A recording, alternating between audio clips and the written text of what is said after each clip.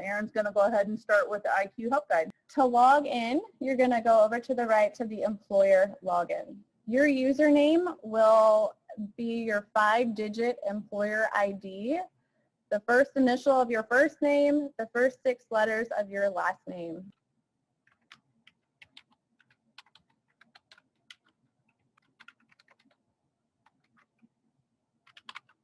Okay, all passwords must be 8 characters long, begin with a letter, contain at least 2 letters, 1 number, and 1 special character, and they are case sensitive.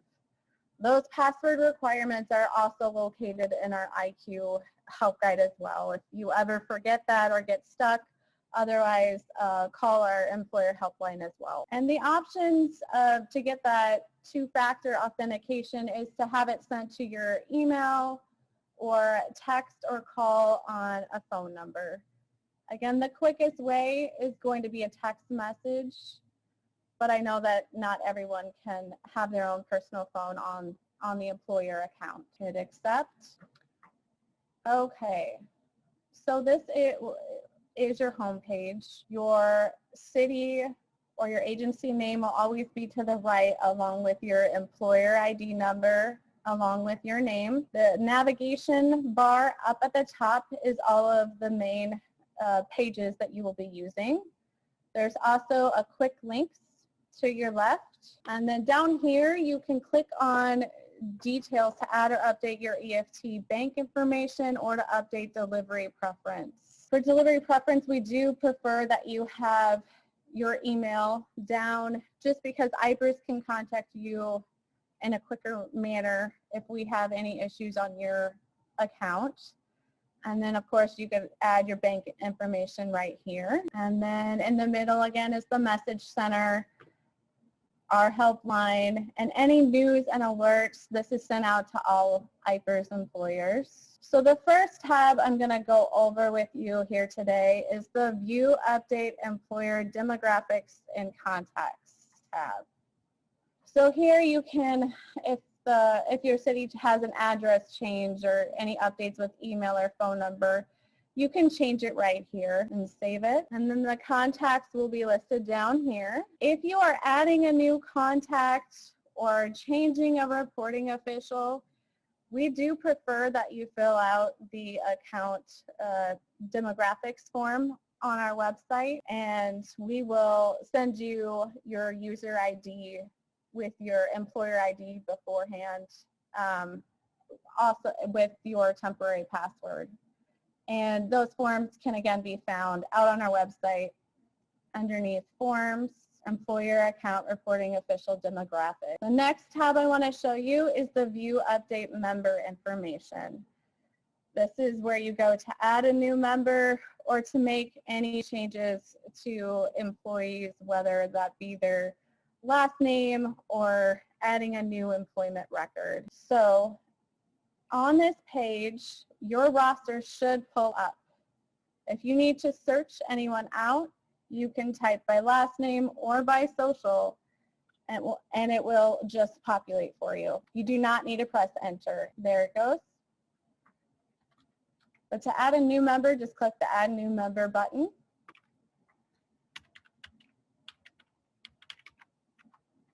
Type in their social, search, and then you're going to want to click New Member.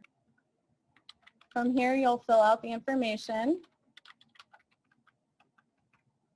The address box will pull up like this.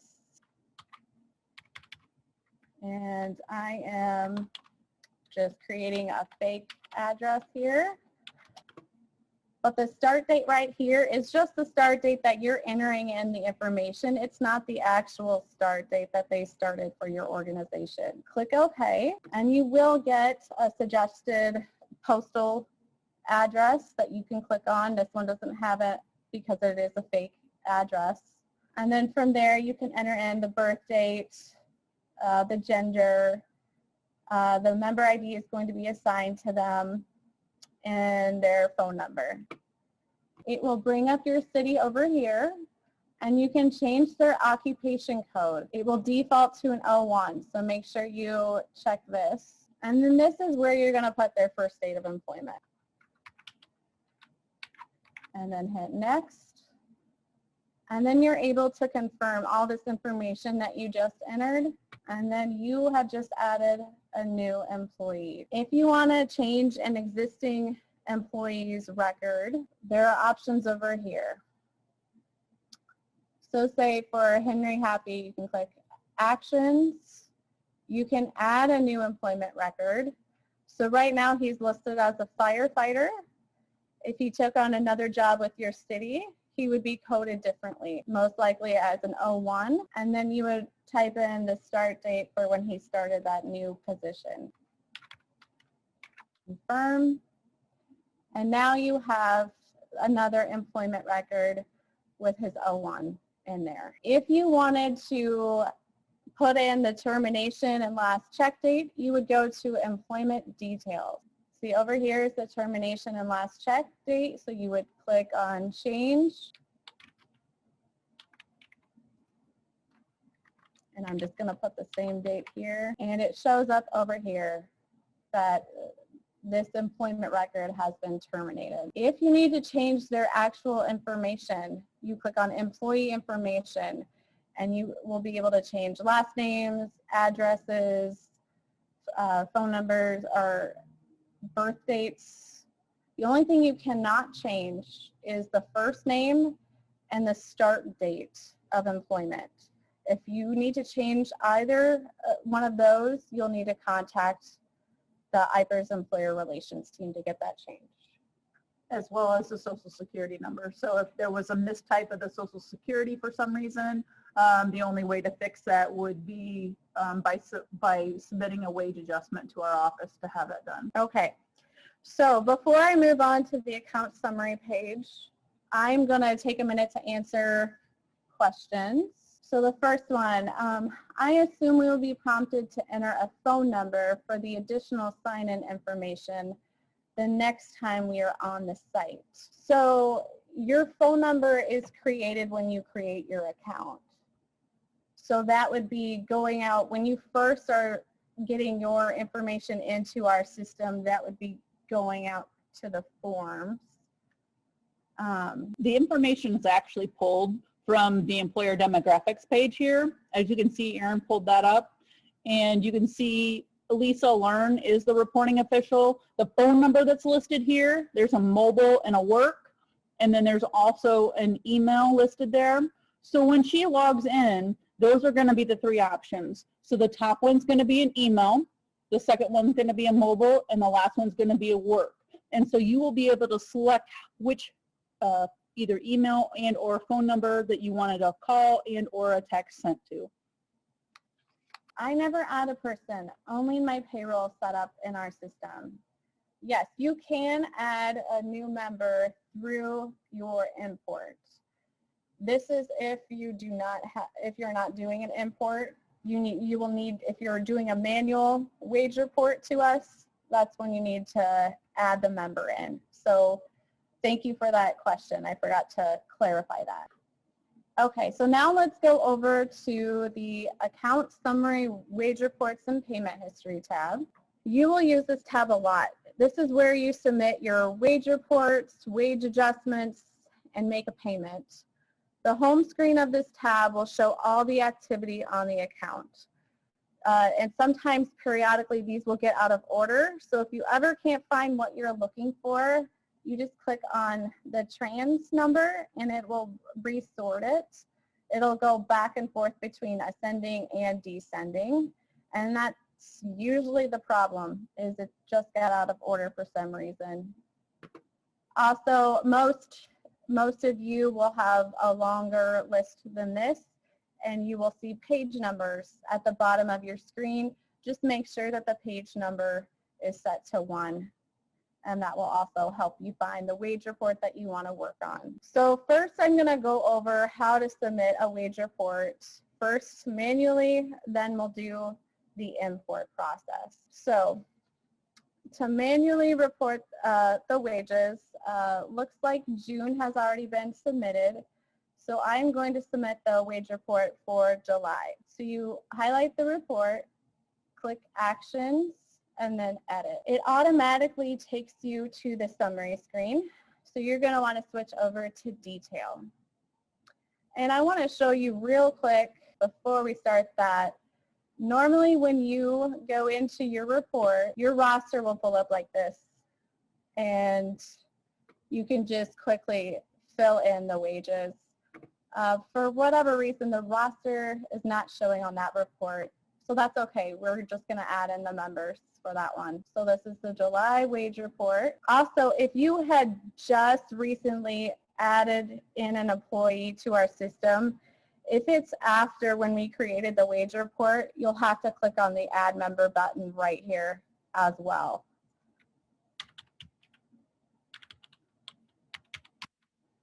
I tab over and it pulls up her name. And then this is where you can change the occupation code, but she is coded as an O1, so we'll leave that. And then you just put your cursor and type in her gross wages for the month of July. And I don't add one more here so you can see what it looks like.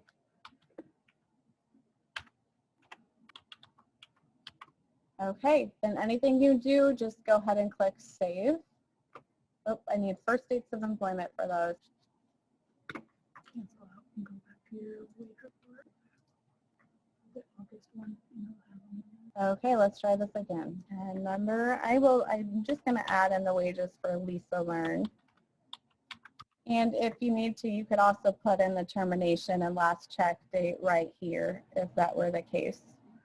And then save. There it goes. And it should, the total amount for your report should populate right here. Make sure to check that with your payroll software to see if those numbers match. Sometimes they're off by a couple of cents, and that's okay. That's just due to rounding differences in the software. Also, if this amount does not show for you, just click the refresh button. Okay, now we're ready to make a payment. So the make an EFT payment button is right here. You could choose recurring payment or one-time payment. We're just going to do a one-time payment here today.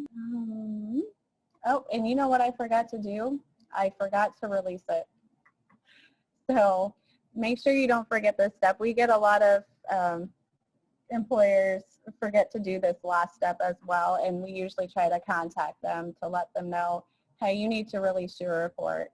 So you just click Actions and then Release. Submit this work report. So after you send this, you can't make any changes. If you do need to make a change, you would need to submit a wage adjustment form at this point. So I'm going to hit Yes. This wage report has been queued for release. Please check back for updated status. Okay. And then as soon as it does show as released, the outstanding balance will populate right here. And then you can choose your payment amount that you want to put in there. You could also schedule a future payment if you wanted to do that. And the bank account is already in there. And here is, right now when you get to this point, you're going to want to, if you do want to print this, make sure you click this confirm and print button. And my payment shows up here. And now my balance is 0. Okay, I'm going to stop real quick to answer a question. So if the accounting software has a different amount than IPERS, which amount should you pay? The accounting software instructions say to use their number. So with that, you always want to pay the contributions that are stated on the screen. And the reason is because if there's ever a difference of anything greater than $1, then you're going to get charged interest and penalties on that. The reason we say you should pay what IPER says is because we feel that our number is the correct number. There is some rounding issues between our software and your software, and that's due to the decimal points, that's due to how they look at and how they calculate the contributions due, whether it be per person or per total or per contribution rate. So with that, we would suggest, it's just our suggestion, that you pay what our system says. We have had people that have their software generates the checks. And so what they do is they just make an adjustment between the difference in their software from what the check was to what they're supposed to pay and make that entry into their software. When I click on the confirm and print button, I never get a screen where I can actually print. It just gives me an error. Ooh. I'm not sure how to answer that. That kind of is a technical. I wonder if there's something in regards to between IQ and your printer as far as actually being able to print that. I would suggest that when you get ready to do that, you give us a call and we can kind of walk through with you on that. And we can try it on our end. And at least that way, if we can get it to print, then we would be able to provide you with a copy. The only other option would be is if you go to the EFT history under the payment history, where Erin is now, you click on view, and then you would be able to screenshot this, and that's also a receipt for your payment. And this is also how you see your scheduled payments as well, is that EFT payment history button over here. Oh, it looks like there are other issues with the confirm and print button. I would suggest, like I said, get a hold of us with the printing issue to see if we could, it could potentially be the browser. We recommend Google Chrome, but we do have people that use other browsers, and there's an issue with printing if you're not in Google Chrome. Like I said, when you get to that point, if you want us to research it a little bit further, give us a call at our help desk, the 877-473-7799. And we'll be able to take a look at those as needed. Otherwise, like Erin just showed you, the only other option would be is to make a screenshot of that EFT payment history, and it'll show that payment being made. Or you could print screen when you have that open before you click on the confirm and print, and then you would be able to do that as well. That was yours. Yep. Okay. Did you go over terminations yet? I may have missed that when I was interrupted. Thanks. Yes, we did briefly hit on the termination, and I can show it real quick again. If you go over to view update member information, you click actions and employment details. That's where you're going to put in the termination and last check date. You just hit change and enter it in. Simple as that. Otherwise, it can also come through your import, and we are going to go over how to do an import now.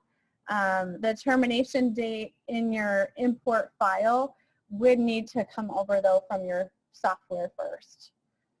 So let's go ahead and move on to do the submitting a wage report by an import. So I'm going to work on the wage report for August. So the next step after I created my file from my software, my payroll software, and I saved it somewhere on my computer, I now go to upload file. And you have the option to do wage reporting or a wage adjustment. So right now we're going to do employer wage reporting. And then you browse to find that text file that you created. Okay, this file has been submitted for processing. Click details. And from here, there's 3 more additional steps to get this submitted over to us. The first step is to validate this file to make sure that there aren't any errors. So I'm going to click on validate. It can take a couple minutes, but it looks like we have one that validated with errors. So, and it looks like it's on Lisa Learns. So I'm going to click actions and then show errors to find out what that error is. Member last name mismatch. And you can always move this line over to read the whole error message. So the IPERS database says learn, your file says learns. So if the error is in our software, you will have to go over to that view update member information to change her last name. But it looks like this one, the problem is your payroll. The import that came over from your payroll has an S. And so to correct that, you would close out of this error message and you want to click edit, and you should be able to just type right in there. So I'm just going to take out the S, click save. Okay, and then I'm going to validate again to see if that error goes away. Okay, validated successfully. So at this point, then you can go ahead and process this file. Real quick, if you get interrupted and you have to get out of this screen, you can always close out of this. It does look a little bit different, but to go back to that import you were just working on, go over to File History. And you can see we're working on this one because it's validated successfully. So you just click Actions and then Process. Click Yes, processed successfully. So at this point you can close it. And then this is where you're going to want to click your refresh. It will be located at the bottom of your page. But once you hit that refresh, that amount should come over here. It does take a couple minutes, but you can go to Tools and then Refresh right here and see how that amount shows now. That's the amount due. So again, check your payroll. If it is off for any reason, at this point, we can delete this off of there before you submit it, but you would need to call our help desk to do that. Also, if you want to view the wage and contribution reports, some employers like to do this before they release it over to us. There are two different ways to get to that report while I'm thinking of it. Would be to go to Tools and let's see. I'm going to first show you on one that's already been submitted. So let's show you July's reports, wage and contribution report. And if this doesn't populate, I heard that if you click on print, it should still pop up for you.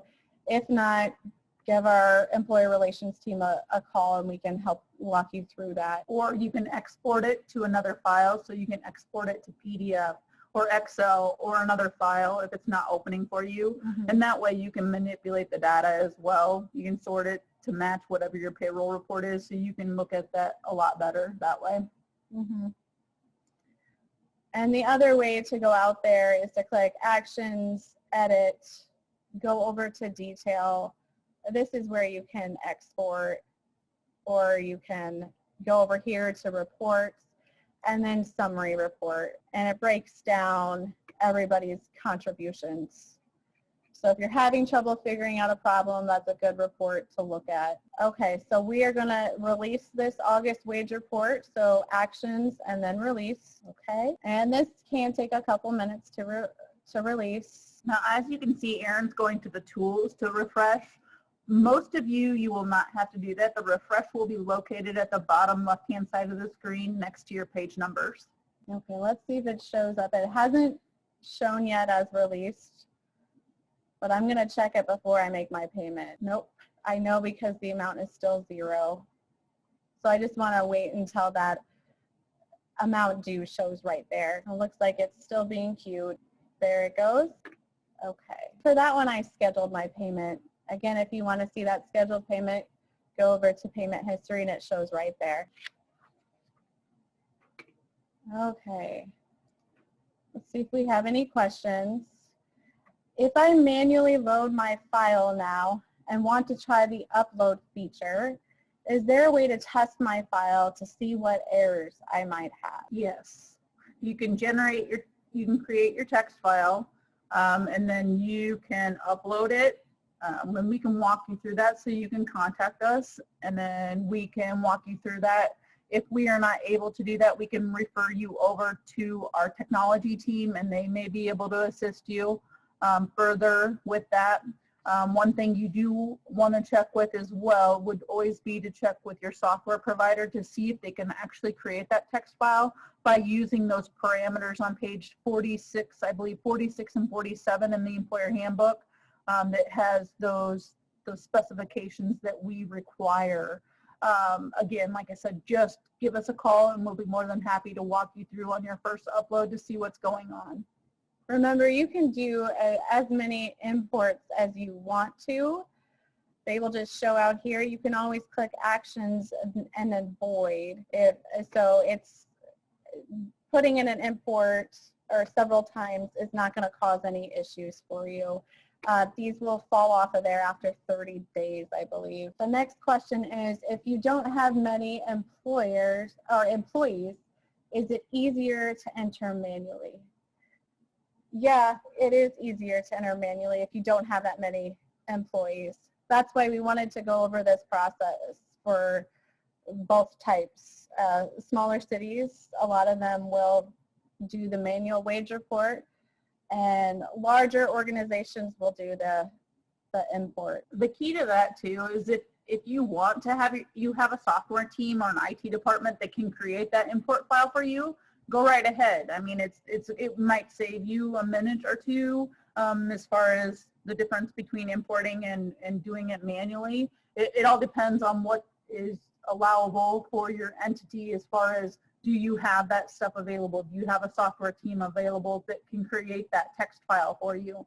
Or will your software company do that for you? That's the things that you'll have to look at. Okay. So the next piece I want to go over is if you need to submit a wage adjustment over to us. If you realize something is off on one of your reports or you find an error later on, first thing is you will want to go out to our website, and I'll just take you to the beginning at iprs.org. The forms is located right here under employers, and it will be the second one up from the bottom. So if you are going to do a manual wage adjustment, you just click on these words, wage reporting adjustments, and you just manually fill out the change that you want to make. You will remember, this is always wages gross that were reported to us in the original report. What you want to change, so if you're taking away, you'll want to put that minus before the amount, and the final wages of what they should be. And you can send that over to us by email or fax or by secure message in IQ. But to do an import for a wage adjustment, you'll want to click on Wage Adjustment Import Spreadsheet. You'll open the spreadsheet. It will look like this. You'll want to enable editing. This first tab will have the reason codes for the adjustment. And then you click over here for the import data. Before you get started in entering in this information, you're going to want to first save this file to your computer. This will not work if you try to type in your information right here and then click on the create import file. So that's where a lot of people get stuck. So make sure you save it first to your computer, get everything entered in, and then you hit create import file, and it will create a text file for you. So let's say that I've already created that though. I'm going to go back to IQ, back under this account summary, wage reports and payment history, click on the upload file, and instead of employer wage reporting, I'm going to click on employer wage adjustment reporting. Browse to find my file. Okay, then click on details. And so it looks very similar to the import of the wage report. You're going to want to go through those steps again. The first one is to validate to see if there's any errors. It doesn't look like there are any errors. So some common errors that we get are final wages do not match, and that you would just check to see what you actually reported on your wage report, double check those numbers. Otherwise, dates, because for wage adjustment imports, you have to put in the first date of the month and the last date of the month that you're trying to change. So sometimes people get hung up on leap year, or if there's an error with how many days are in a month. Or some people try to upload a wage adjustment for a quarter or for an extended amount of time. So like I would tell you during a compliance review that you had to do 6 months worth of wage adjustments. You do a lump sum and you use the start date and the stop date for that time period. You actually have to adjust each item by month, not by lump sum. Yep. And so now the next step would be to go ahead and process. Click yes. Wait for this to show process successfully. Then you can go ahead and close out of here. I'm going to refresh, and it should show wage adjustment initial. So the next step would be actions, and then submit to IPERS. I'm going to go ahead and do that, and then we would need to release that before it goes through. Again, if you're submitting a wage adjustment for a permanent employee that worked less than 6 months for you, we do need to have that termination date in our system before we can enter in this wage adjustment for you. Okay. Are there any more questions in regards to IQ? That is the majority of what we wanted to go over. Those are the screens that you're going to use the most. So I don't see any questions currently. I'll just wait a minute here to see if we have any more before we wrap this up. If you have questions on anything that we went over regarding the employer handbook or just any questions in general, you can submit them at this time as well.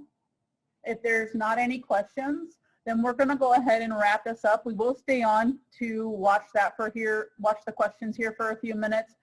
But again, we just want to thank you for joining us in our first Zoom training. Be reminded that there will be a survey that's going to come to you. Please feel free to fill that out and get that submitted to us with any questions or concerns. We apologize for the sound quality.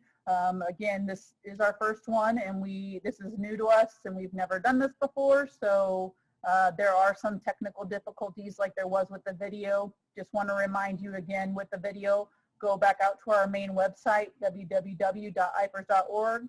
That video is there for any new members that start. The one from our Bureau Chief, David Martin, that would be out there for you to play since we weren't able to do that. So we'll go ahead and conclude this.